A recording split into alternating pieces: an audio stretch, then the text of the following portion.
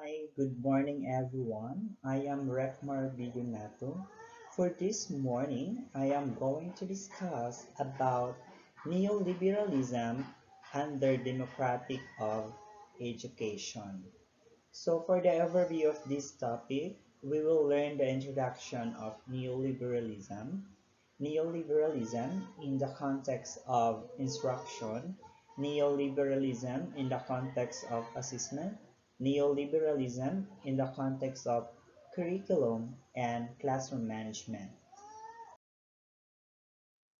Neoliberalism was created by a German scholar named Alexander Russell, which he described as the primary concern of the price mechanism, the free enterprise, the competition system, and a healthy and impartial state. It is called neo or new mainly because there was considerably old liberalism, where neoliberalism has been entrenched. Liberalism by a Scottish economist named Adam Smith in his book Wealth of the Nations advocate for the abolition of the government interference on any matters regarding to the states of economy. This means no restrictions on manufacturing, no barriers to commerce, no tariff, and free trade was the best way to develop the nation. It was considered liberal as it takes to the sense of boundlessness.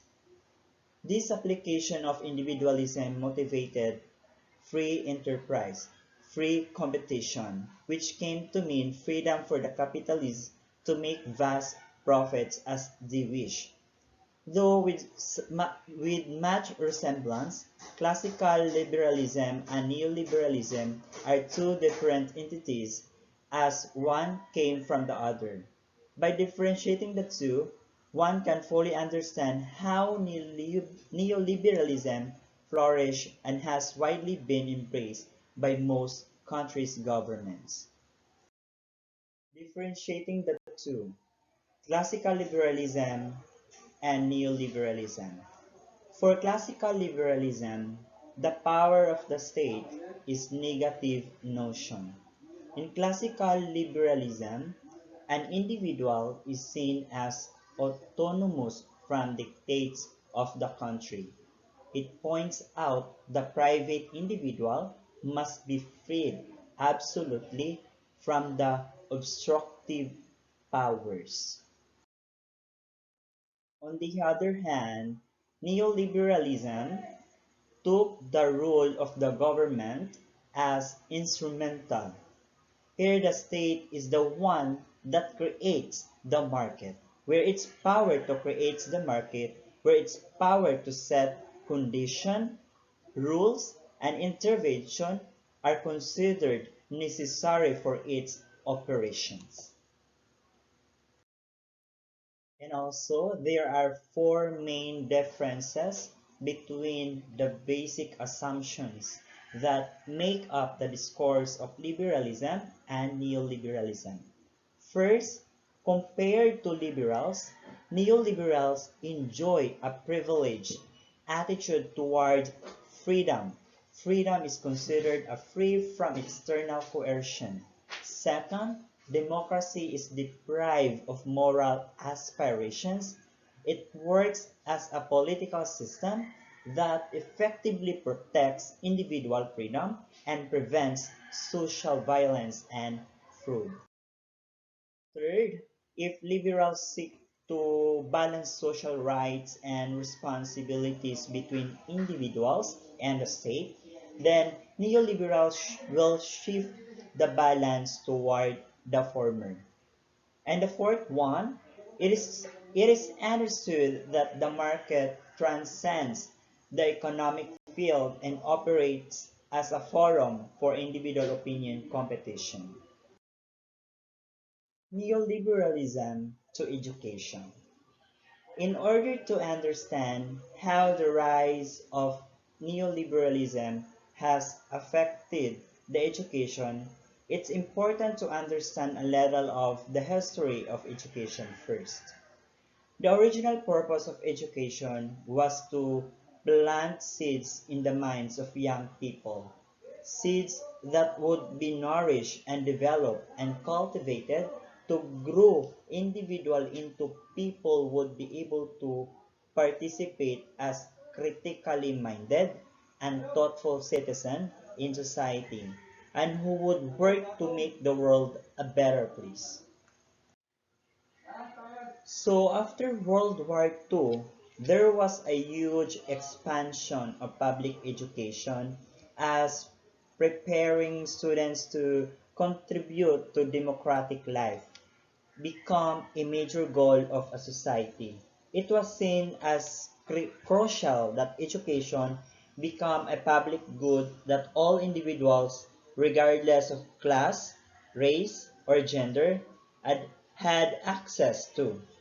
However, in the 70s and 80s, there began to be some resistance to some of the liberal ideas that had brought about this democratic thinking, and neoliberal reasoning started to emerge in response, but the rise of neoliberalism could only be achieved by the change in culture, and the best way to change the culture was through education system.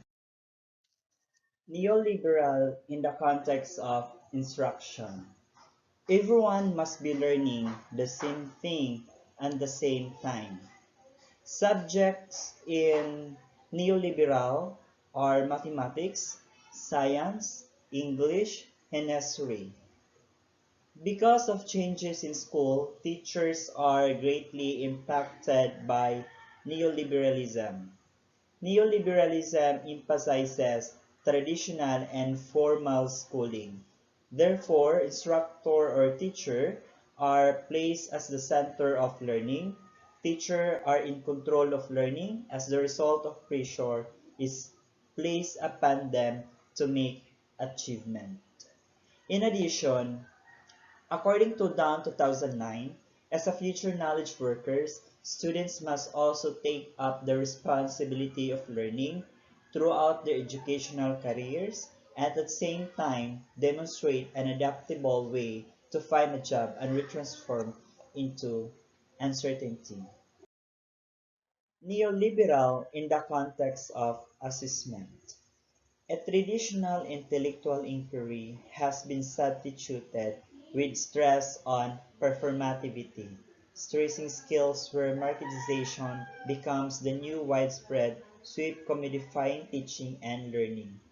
According to Ball 2003, explains that the performativity is a technology, a culture, and a mode of regulations that utilizes assessments, judgments, and displays as a means of control, attrition, and change. He emphasizes that Per- performativity is gradually used in policy, analysis, and writing, not only to maintain performance management systems, but also to change the biases of experts in the performative culture. Effectiveness is equal with obtaining maximum desired output through performance. Performativity reforms and re-regulates teachers and turns them into performative subjects who act aligned with the neoliberal agenda, which focuses on students' performance on standardized tests. Thus, he calls the performative culture a form of hand-off management, where students or teachers given sense of fulfillment as they know they are trusted to manage their own work. Neoliberal in the context of curriculum. The curriculum and all other changes in the world's educational setting and change to be the right shape of business needs and feeds factories with a workforce. The implementation of the K-12 program basic educational system is a clear example of neoliberal school reform. K-12 focuses on specialized and technical skills. As such, examples in so-called technology and livelihood education or TLE, where students undergo learning modules like housekeeping, plumbing, welding, caregiving, carpentry, cosmetology, and pastries. Lastly, neoliberal in the context of classroom management. Teachers have much less freedom over their own teaching, in some cases being forced to use a word-for-word scripted curriculum and having to follow a narrow curriculum in preparation for national tests or teach according to lesson plans of school administrators.